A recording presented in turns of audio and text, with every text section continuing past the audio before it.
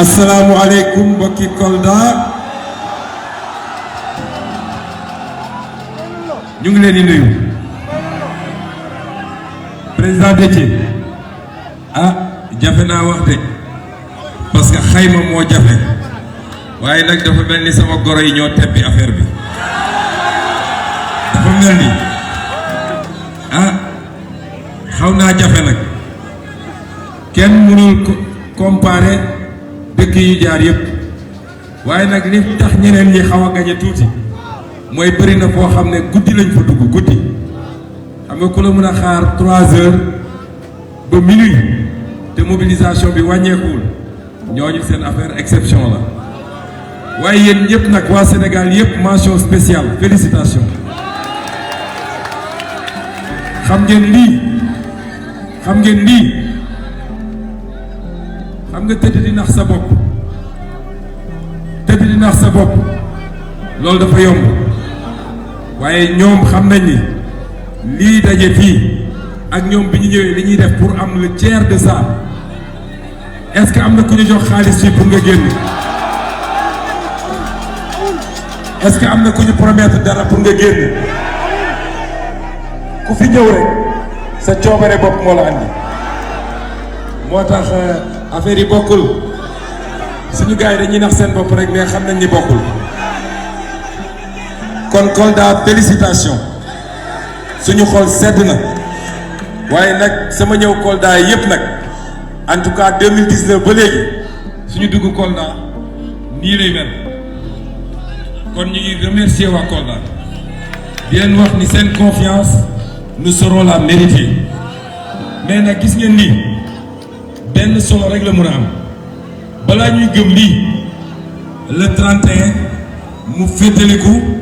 mu feeñ à 19h ci résultat RNI boobu la ñuy xam ne Kolda daan ndax nag defe naa seen candidat wax na ko léegi Kolda dañuy waxtaan entre ñun rek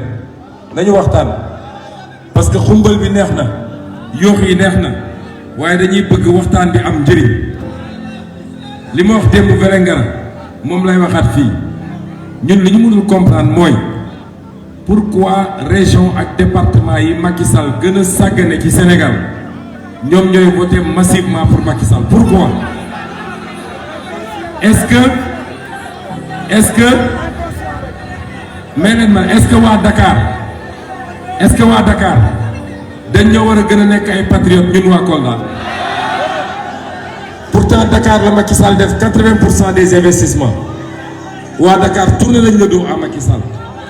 il a perdu avec un écart de plus de 100 000 voix à Dakar pourtant ñëpp xam nañ ni autopont yi Dakar la pont yi Dakar la stade yi Dakar la ville nouvelle yi Dakar la leneen Dakar la lan la ñu def fii Kolda lan la ñu def Kolda pourquoi waa Kolda di voter massivement pour Macky Sall pourquoi ñu koy jox majorité nit da ngay bëgg sa bopp am sa fulla Mbacké du gis ngeen Mbacké c'est minimum 400 000 électeurs Macky Sall inauguré na fi temps yële benn hôpital niveau 3 def na autoroute Ila Touba def na pourtant il n'a jamais gagné Mbacké jamais est-ce que waa Bawol dañu war a ëpp fulla waa Kolda est-ce que waa Fouladou dañu war a nekk ñi nekk dernier ci Sénégal nañu jël suñu responsabilité nañu bàyyi caaxaan bi homme politique yi ñu am fii ñun xamante nañu de xam nañ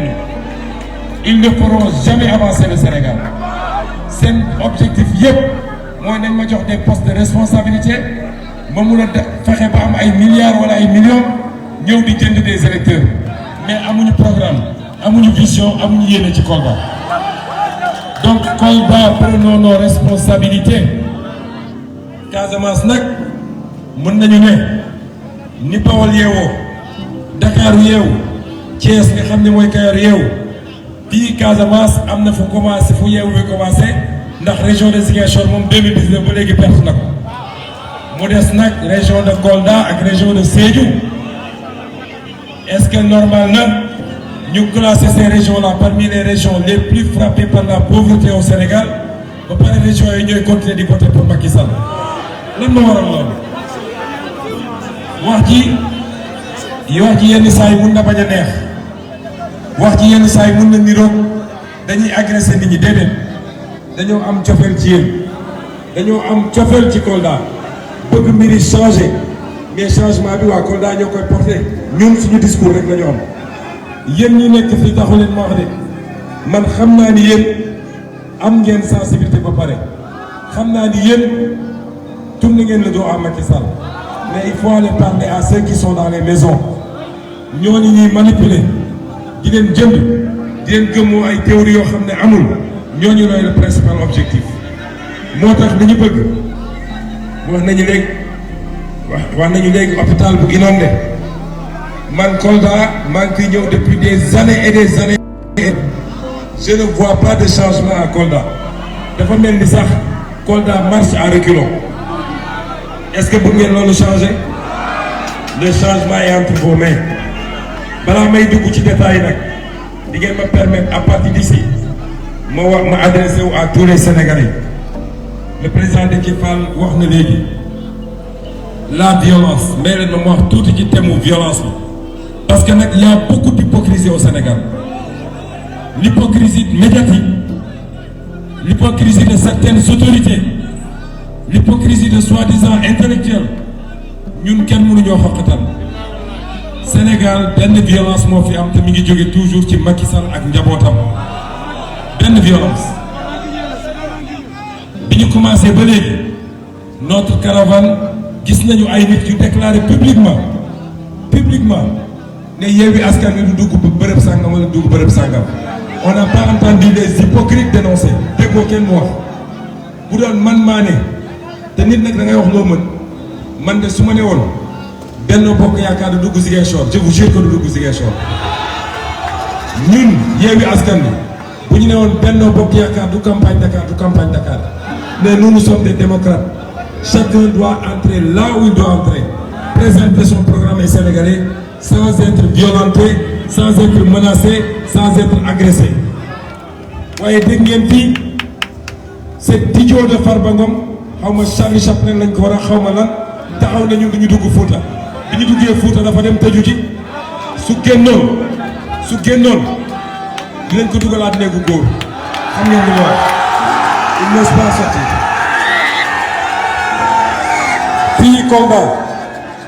fii Kolda gis ngeen fi ñu jaar ñëpp ñi ko essayé ñu ci bëri ci ñoom il sacrifie malheureusement des jeunes am na ñoo xam ne nee nañu dañuy sànni xeer waaye dóor nañ leen dóor yoo xam ne wóor na ma fi mu ne ni ñu ngi hôpital ñi leen yoon di jox leen 5000 10 000 ñoom ils n'osent pas sortir seeni doom du génn fii Kolda depuis 3 jours on nous alertait pour nous dire que gars yi ngi waajal nee nañ dañuy saboter suñu caravane ay bu ñu génnoon xam nga Macky Sall waa Benno Bokk Yaakaar il faut ñu bàyyi caaxaan yow ñoo xam ne ñoo la ëpp ay ndaw toute la jeunesse est avec nous ñoo xam ne ñoo la ëpp fit ñun soxlawuñu làqatu ci police soxlawuñu yàqatu ci gendarmerie et on va leur faire face parce qu'on résistera kon dama bëgg a wax ak kilifa yi ndax nag nañu waxante dëgg toog fii su gars yi jaar ak seeni valise jox leen li ñu leen di jox ku nekk génn naan Sénégal réewu jàmm la te yow xam nga kan mooy dóore ñeme ko wax ni bàyyi dóore bi ñun ñu wax ko ñëpp dégg ko on résistera tant que Macky Sall nous attaquera et c'est vous notre bouclier parce que ñun amuñu police amuñu gendarmerie te xam nañu jaral na leen ko parce que xam ngeen le projet que nous portons pour le Sénégal xam ngeen le projet que nous portons pour l'Afrique su dee nag nit ñi dañoo yaakaar ni ñun on va se livrer à Macky Sall lan la defee mu nekkee fii ak léegi songu na Karim Wade songu PDS déggoo kenn wax mu pare ci songu suñu mag ji Khalifa Sall sosal ko tëj ko kaso ñetti at muy souffrir en prison déggoo benn autorité bu wax bi mu waajee ne day songu Sonko ci ngeen jóg ne loolu du fi amee foofu la tojee moo tax ma ne leen li muy waajal yëpp xam nañ ko moom ak procureur am ak justice am ak gendarmerie am ak police am waaye fii laa ko waxee Kolda je vous jure que ça ne passera pas Macky Sall ne peut pas nous empêcher d'être candidat en 2024 et de l'enlever de la tête du pays, Inch'Allah. Loolu moom yàlla rek moom. Parce que ce qu'il a vu depuis le début de cette campagne, xam na ni Sénégalais yi dootuñu nangu loolu. Si Khalifa Sall doit être candidat, il le sera. Et pour loolu nekk, il faut ngeen jox ñu majorité à l'Assemblée nationale pour que ñu changer les lois qu'il a mis sur place pour empêcher aux gens d'être candidats. Si Karim Wade doit être candidat, il le sera, Inch'Allah. waaye Ousmane Sonko sera candidat de gannaaw yàlla kenn mënu ko fi jëlee. moo tax nag le thème de la violence gaañ nañu suñu militante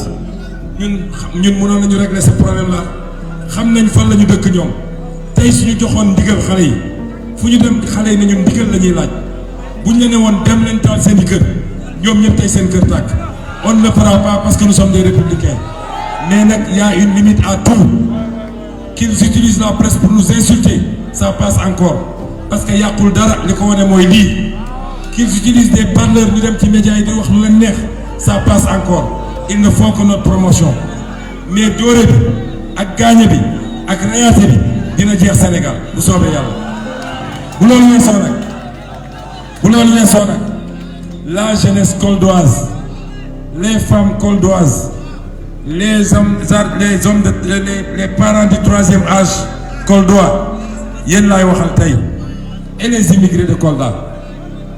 Ce qui est en jeu actuellement dépassé na Kolda, dépassé na Vélingara, dépassé na Dakar, dépassé na Ziguinchor. Ce qui est en jeu, c'est notre avenir à nous tous. C'est ça ce qui est en jeu. Nous question ni kii mooy sama mbokk kii mooy sama xarit. Est-ce que vous voulez qu'on reprenne notre destin en main? Bëgg ngeen loolu. Ça passe par ces élections-là. Est-ce que wóolu ngeen ñu? Doy nañ leen. Yaakaar ngeen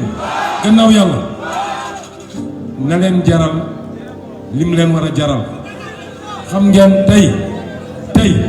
bu Macky Sall génnoon ne il va arrêter Ousmane Sonko. Xam naa ni Kolda dina tàng jër. Bambey dina tàng jër. Saint-Louis dina tàng jër. Feneen ak feneen. waaye am na lu gën a yomb loolu xeex ak police xeex ak gendarmerie xam ngeen dafa métti. Il faut beaucoup de courage, il faut beaucoup d'énergie parce que ñoom dañoo yor gànnaay yoon yoru leen ko. am na lu gën a yomb loolu xam ngeen mooy lan mooy carte électeur yi. Nous avons une chance de sauver le Sénégal d'une confrontation parce que Macky Sall bu bëggee forcer troisième mandat ñu jàmmarloo ak moom et vous le savez. Mais am na lu mën a régler loolu c'est les cartes d'électeurs. Est-ce que jëli ngeen carte yi? saa waay man bëgguma ngeen di génne carte yi fii denc nañ ko ci suufu njëgënaay parce que damay bañ mu réer man li ma bëgg rek seen carte doy na ma. Est-ce que jëli ngeen carte électeurs yi? Est-ce que am na ñu ko jëleegul? Xam naa ni am na. Vous avez jusqu'à samedi à 18h pour jël carte électeur yi su dee dañ leen bañ a jox carte yi dem leen assiéger les préfectures parce que c'est un droit constitutionnel. Ni doomu Macky Sall amee droit yor carte électeur noonu la chacun d'entre vous am droit am carte électeur. Dem leen ngeen assiéger préfecture yi dajji buntu préfecture yi s'il le faut ñu jox leen seen carte électeur parce que nag dañuy fonto. ñaareel bi mooy dama leen ko ñaan dama bëgg ngeen génn massivement voter ji le dimanche. On veut un taux de participation bu dépasser 60%. Est-ce que xam ngeen ni bu dee taux bi dafa faible ça arrange Benno Bokk Yaakaar. Taux bi bu dépasser 60%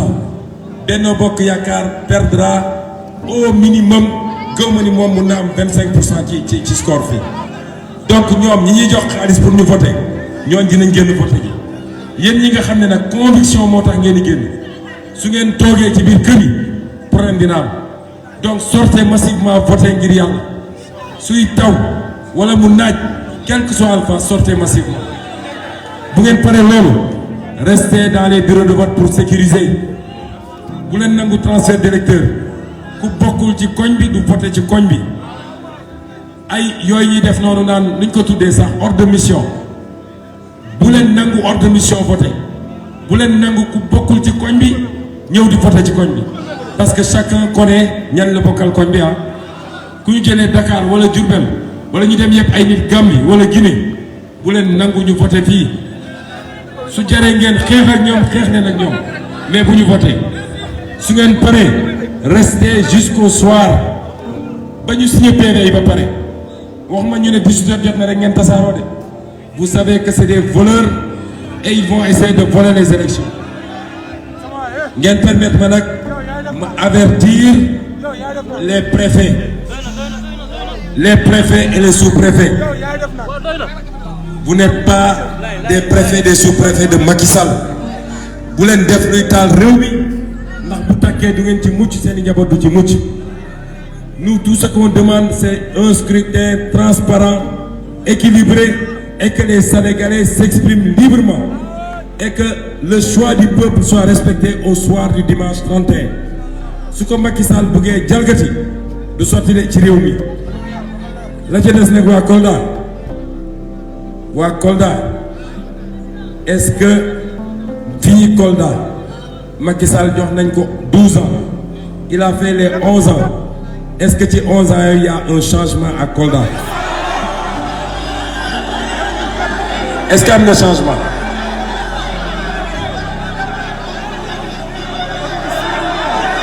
ñoom xam ngeen dama ne ñoom Mame Boye Diao ñoom Bibi Baldé ñoom Moussa Baldé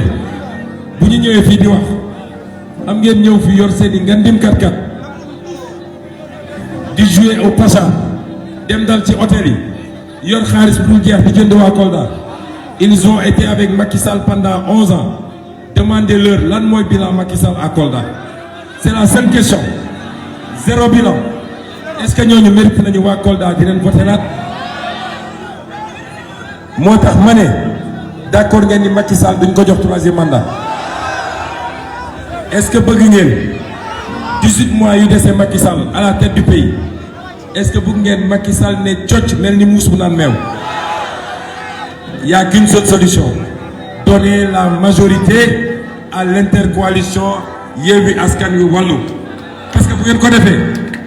li ñuy njëkk a def mooy nañ caytu gestion Macky Sall nañu mettre en place des commissions d'enquête parlementaire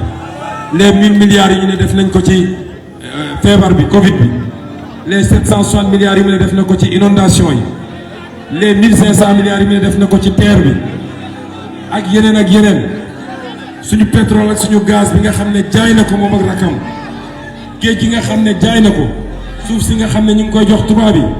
est-ce que yooyu yëpp bëgg ngeen mu leer donnez-nous la majorité à moins de 4 mois ñu génneel leen mboot yëpp ngeen xam Macky Sall li mu def ci réew mi est-ce que bëgg ngeen ñu rééquilibrer def li ñuy wax équité territoriale ba nga xam ne région bu nekk day am un minimum de part ci budget bi bëgg ngeen loolu jox leen ñu majorité à l'Assemblée nationale est-ce que bëgg ngeen ñu wàññi les prix des denrées de première nécessité ceeb bi métti na diwlin bi métti na gaz bi métti na kenn tabaxatul ndax ciment cher na fer cher na est-ce que bëgg ngeen loolu yëpp wàññeeku ñun de su ngeen ñu joxee majorité budget boo xam ne intégré wul priorité yooyu kenn du ko voter Assemblée nationale parce que c'est nous qui votons le budget donc il y a 1500 raisons pour que Kolda élise les 2 députés nga jox ko Yewwi Askan Wi ak Wallu ñu boole kook ñeneen ak ñeneen am une majorité écrasante à l'Assemblée nationale commencer changer réew mi lii mooy intérêt élection bi moo tax ma ne leen élection bi moo gën a important élection présidentielle 2024 parce que ku gagné élection bi rek nga problème 3e mandat moo tax waa Kolda est-ce que vous allez faire la remontada est-ce que garantie ngeen loolu il reste 48 heures su ngeen jógee fii bu leen ne dem nañu teeru président Ousmane Sonko ak les leaders de Yewwi ñu ngi ñibbi kenn ku nekk seen na dem continuer porte à porte bi na ngeen dem ci marché yi ci gare routière yi dem leen ci école yi dugg leen ci kër yi li fi nekk rek si vous faites ça dans les 48 heures mu ngeen dugg chaque maison de Kolda li fi nekk rek ni ma ko xoolee nii ni mu tuuti mat na 5000 personnes vous allez entrer dans chaque maison de Kolda faire le porte-à-porte ñu terminer le travail loolu mooy liggéey bi nga xam ne mu ngi xaar kon Kolda ñu ngi leen di gërëm di leen sant suñu xol sedd na trop di leen jox rendez-vous très prochainement asalaamaaleykum wa rahmatullah.